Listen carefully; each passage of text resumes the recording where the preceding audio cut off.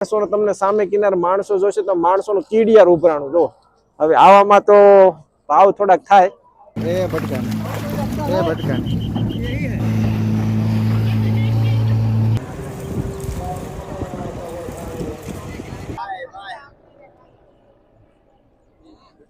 નાવ માંથી લોકો ચારો નાખે ને તો એમના માટે આ બધા અહીંયા ઠેકડા દેકારા પડકારા કરે તો આ પેલી ડૂબકી આપણા માતા પિતાના નામે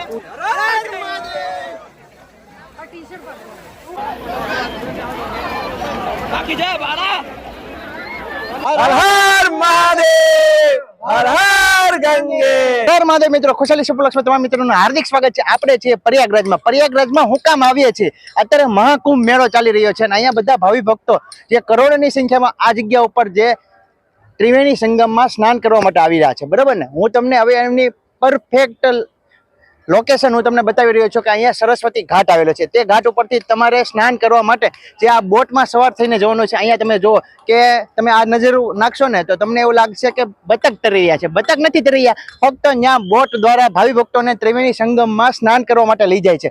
ચાલો તેની સંપૂર્ણ અપડેટ હું તમને સ્ટેપ બાય સ્ટેપ આપું છું। વિડીયોમાં છેલ્લે સુધી જોડે રહેજો। ચેનલમાં ન હોય તો ચેનલને સબસ્ક્રાઇબ તેમજ વિડીયોને લાઈક કરવા જતા ખાસ કરીને મિત્રો જોડે આ વિડીયો વધુમાં વધુ લોકો સુધી શેર કરજો।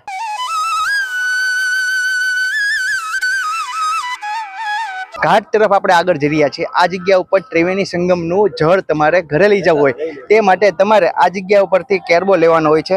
શું આપે છે બેન એક કેરબાનું? 50 રૂપિયા કા એક છે।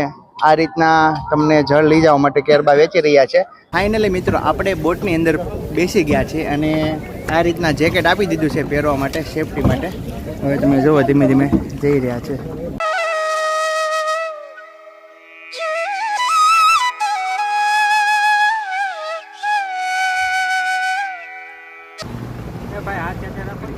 મિત્રો આપણે ધીમે ધીમે કરતા સ્ટેપ બાય સ્ટેપ આપણે આગળ વધી રહ્યા છીએ અને આપણી સાથે જોડાયેલા છે બીજા પણ 3 ભાઈઓ। કેમ છો? મજામાં? બસ મજામાં ભાઈ। ક્યાંથી છો તમે? અમદાવાદ થી છે આપણી યારે 3 ભાઈઓ। અહીંયા ધીમે ધીમે કરતા આપણે આગળ વધી રહ્યા છીએ। આ રીતના ખૂબ જ સુંદર મજાનો જે નજારો આવી રહ્યો છે। એક બોટ આવે છે ને એક બોટ જાય છે। પછી આ જે બોટની શું કિંમત છે ને તે અમે તમને આગળ જઈને બતાવશું। અત્યારે અમે જઈ રહ્યા છીએ ત્રિવેણી સંગમમાં સ્નાન કરવા માટે। આ જગ્યા ઉપર તેમનો મહિમા શું છે તેની સંપૂર્ણ માહિતી અમે તમને આપશું। વિડીયોમાં છેલ્લે સુધી જોડાઈ રહેજો। આ નાવ માંથી લોકો ચારો નાખે ને તો એમના માટે આ બધા અહીંયા ઠેકડા દેકારા પડકારા કરે તો બોટ એક તમે આમ જોવો છો, આમ પક્ષી પંખીની જેમ જ એકલી બોટ છે। જો જ્યાં તમારી નજર પહોંચે ત્યાં સુધી એકલી બોટ જ દેખાશે। જો કેટલી બોટ છે, માણસોને તમને સામે કિનારે માણસો જોશે તો માણસોનું કીડિયાર ઉભરાણું જો હવે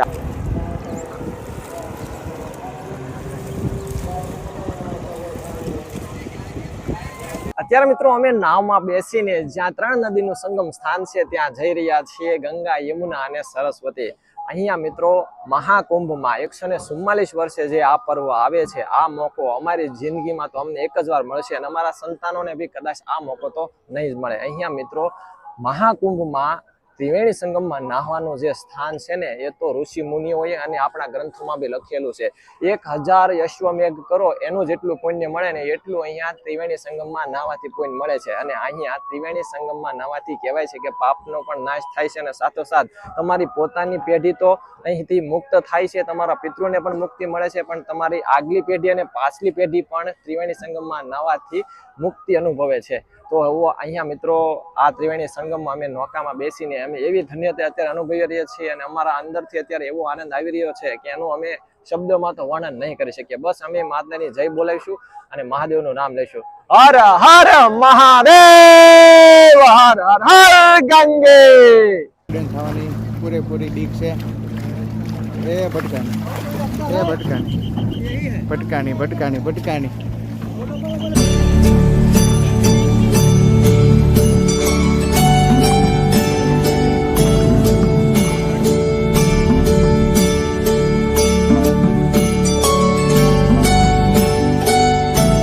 સામેનો કિલ્લો અહીંયા તમે જુઓ છો। અહીંયાથી સંપૂર્ણ બધા અલગ અલગ ઘાટ શરૂ થાય છે।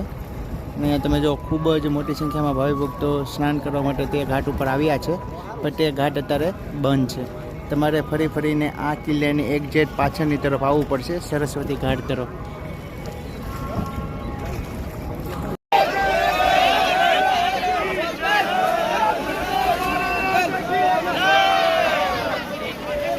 અહીંયા ખૂબ જ મોટી ટ્રાફિક થઈ ગઈ છે. આમ તેમ બધી બોટો ભટકાય છે. અહીંયા તમે જો ખૂબ જ સુંદર મજાનો નજારો. આ જગ્યા ઉપર ભાવિ ભક્તો સ્નાન કરવા માટે બોટને લઈ જાય છે.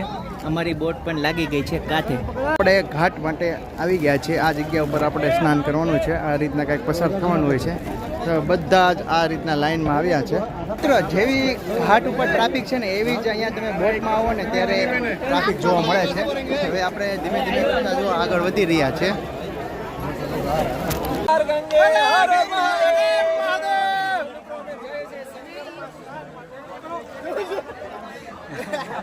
ટાટો બહુ છે ભાઈ. ટાટો છે ને ગરમ પાણી નાય છે.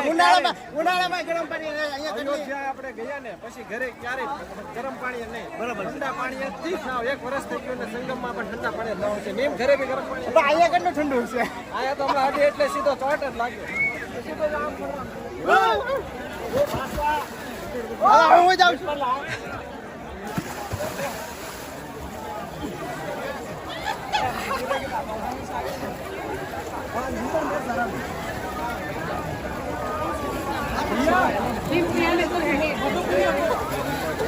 મિત્રો આપણે પહેલી ડૂબકી આપણા માતા પિતાના નામે મારીએ છીએ. આપણા માતા પિતા માટે.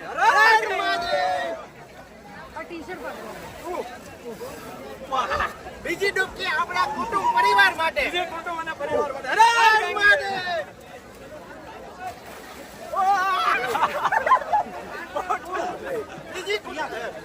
ત્રીજી ડૂબકી આપણી યુટ્યુબ ફેમિલી તેમજ ફેસબુક ફેમિલી. ત્રીજી ડૂબકી તમારા માટે યુટ્યુબ સબસ્ક્રાઇબર અને અમારી ફેમિલી માટે.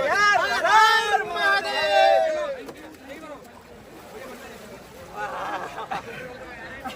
બોલ ગંગા મૈયા જય જય. તો ત્રિવેણી સંગમની અંદર જ્યાં 3 નદીનો સંગમ થાય છે અને આને પવિત્ર ડૂબકી લગાવી લીધી છે મિત્રો. અને શરીરમાં એક અલગ જ સ્ફૂર્તિ આવી ગઈ છે. ઠંડી તો આમ ઝંઝણાટી શરીરમાં પડી ગઈ છે પણ બહુ એટલી ખાસ લાગતી નથી કારણ કે પાણી જેટલું બધું ઠંડુ છે એનાથી વધારે બહાર બહુ કંઈ ઠંડી લાગતી. અને બીજી વાત એ કે જે અમે અહીંયા 10 કિલોમીટર ફરીને જે અહીંયા ત્રિવેણી સંગમમાં સ્નાન કરવા માટે આવ્યા ને એ વસૂલ છે. અમારી વસૂલ છે અને આપણો શરીરનો પૂરેપૂરો થાક ઉતરી ગયો છે. હવે પાછું 15 થી 20 કિલોમીટર હાલવું પડે ને તો વાંધો નહીં. આપણે મિત્રો ત્રિવેણી સંગમમાં ડૂબકી લગાડી દીધી છે અને અહીંયા ખૂબ જ આનંદ થયો. અહીંયા હું તમને બતાવી રહ્યો છું બધા ભાવિ ભક્તો ખૂબ જ ઉલ્લાસ સાથે જે અહીંયા નદીની ત્રિવેણી સંગમમાં સ્નાન કરી રહ્યા છે.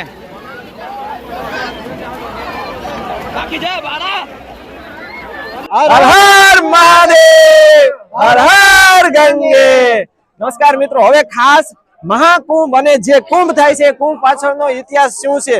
અહીંયા કુંભમાં હજારો અને લાખો વ્યક્તિઓ સ્નાન કરવા આવે છે, ઋષિ મુનિઓ આવે છે. તો શું આ બધા કેમ આવે છે તેમની પાછળનો ઇતિહાસ તમને જણાવી દઉં.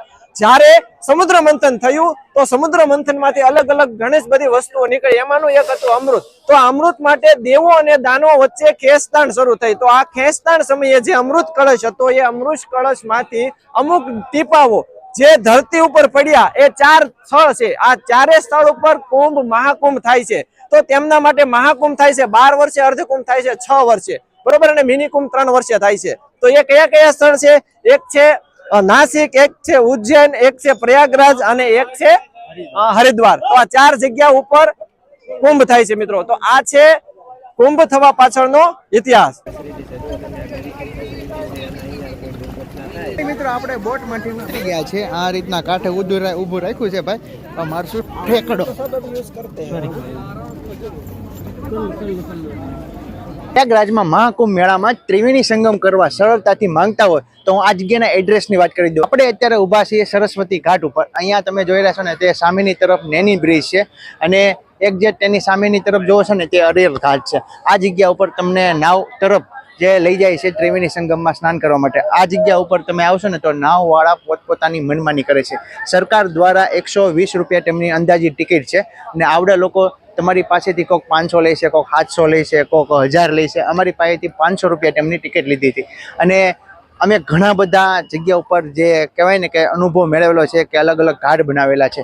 તે જગ્યા ઉપર થી આ જગ્યા ઉપર આવવા માટે ખૂબ જ મહેનત કરી. અંદાજિત 8 કિલોમીટરનું અંતર કાપીને આ જગ્યા ઉપર આવેલા છે. આ જગ્યા ઉપર તમને સરળતાથી ત્રિવેણી સંગમમાં સ્નાન થઈ જશે. તો મિત્રો આ હતો અમારો ત્રિવેણી સંગમનો વિડીયો. તમને અમારો વિડીયો કેવો લાગ્યો ગમે તો લાઈક કરજો, શેર કરજો અને કમેન્ટમાં હર હર મહાદેવ જેમ જ હર હર ગંગે લખવાનું ભૂલશો નહીં. અને તમારે કોઈ પણ જાતના પ્રશ્ન હોય તો કમેન્ટમાં જણાવી શકો છો. ચાલો મળીએ નવા બ્લોગ સાથે. જય માતાજી, જય શ્રી કૃષ્ણ, હર હર મહાદેવ હર.